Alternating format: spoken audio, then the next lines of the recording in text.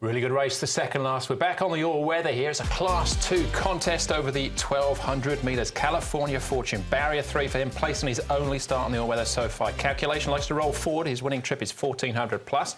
Fortune Booth makes his all-weather debut, as does Bravo Watchman. Last year's champion Griffin, pick number 1 is back. Ugly Warren beaten once in 5 starts on the dirt. Mega Ready's 2 from 3 course and distance. Patch Baby up in class, last start winner on the dirt, and Perpetual Treasure is a 5-time course and distance winner. This is a really good race. The night calculations been up to Chung Fa, part of the John Size team. Karis Teaton will ride him. There is loads of pace here, Brett. There is. It should be a real battle royale in the early stages. It'll be interesting to see which jockeys actually want to take a hold and let the speed go, which ones actually want to press on. Perpetual Treasure, California Fortune, Ugly Warrior, pick number 1, Optimum, Bravo Watchman's a horse that's been forward over the straight 1,000 before. Calculation probably more so over the longer trip. So very, very fast race expected early. A horse that always works well on the surface is Fortune Booth. They're putting the blinkers on race day because he's very ungainly in his racing. He gets his head up and does a race attractively. So interesting to see how he goes. Pick number 1, just working with Sun Touch, who's a good chance in the last as well. Pick number 1 doing everything right. He had a couple of issues towards the back end of last season. He should run well if he's over all those, no problem. And a Big Time Baby, another one that's done well on the surface before. He's going nice enough here this morning as a winner on it. Matthew Chadwick. He just got a little awkward draw in barrier 8 with all the speed on. All right, Zach sticks with pick number 1. We'll hear from him very shortly. First bit of form reference we're going to have a look at, though, is California Fortune. This is him finishing second behind Little Giant, who falls into the could be anything category for me. Definitely.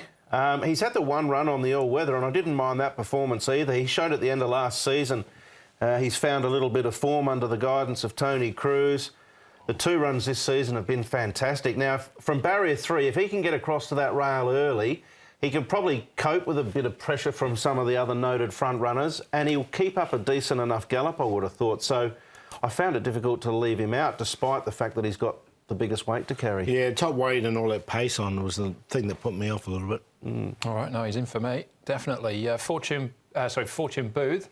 I've got a fair bit of time for this horse as well. The blinkers gone. He's his first start on the dirt. Yeah, and look, he's bred for the dirt too. He's by more than ready, and we've seen that progeny in particular go very well on it.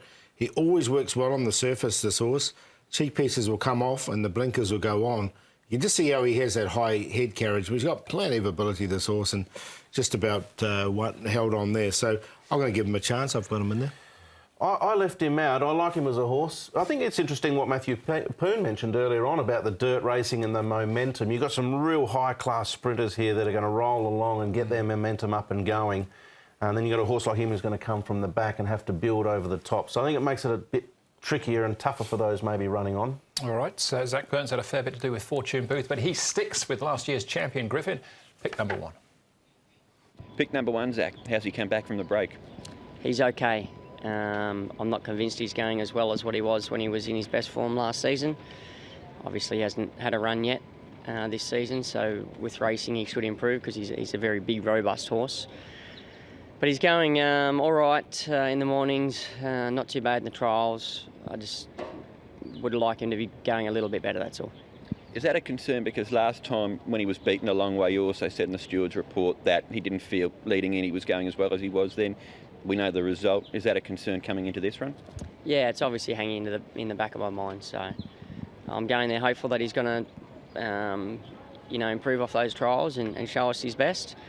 But there's that little doubt in my mind that maybe he's just not at his best as well. Again, after that race, you said he resented the kickback. Looks to be a lot of pace in the race. Is it lead or bust with him? I don't think it's lead or bust. He has sat in behind in trials and still competed quite well. I think it's more just how he is physically and mentally at the time, and at the end of last season, he'd had enough. Just a couple of others in the race wanted to quiz you about. Patch Baby, who wasn't far away in that trial. Also Fortune Booth having his first go on the dirt. Yeah, Fortune Booth trialled really nicely here the other day, and I think he can run well, and Patch Baby's shown a liking for the surface, and he'll be a good chance as well. Yeah, his unbeaten record went in spectacular fashion there, didn't it? For pick number 1, he was 5 from 5, then finished last as an odds-on favourite there. Ugly Warrior had a very good record on the surface last season. The only horse that beat him, in actual fact, was pick number 1. How's he looking coming in? He's a horse that Paul's had a lot of time for, so... Yeah, he's looking really well. The only problem was this barrier 11. Just put me off a little bit with all this pace on. Obviously, I've got him in the numbers. I think he'll run well. And he's only been beaten once, and that was by pick number 1. It was a strong performance here, I thought. Yep. Yeah, he's definitely in for me.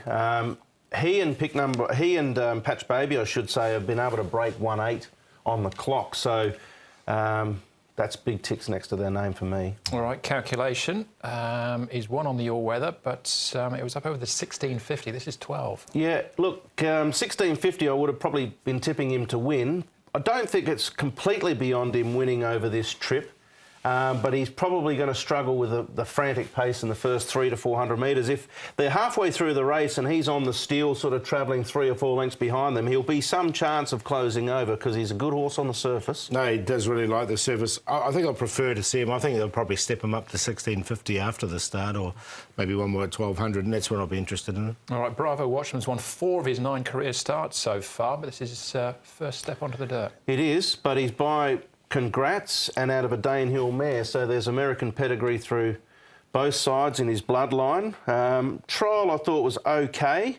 Pakistan Star obviously winning this trial, so that looks pretty good. The 12 barrier concern me a lot.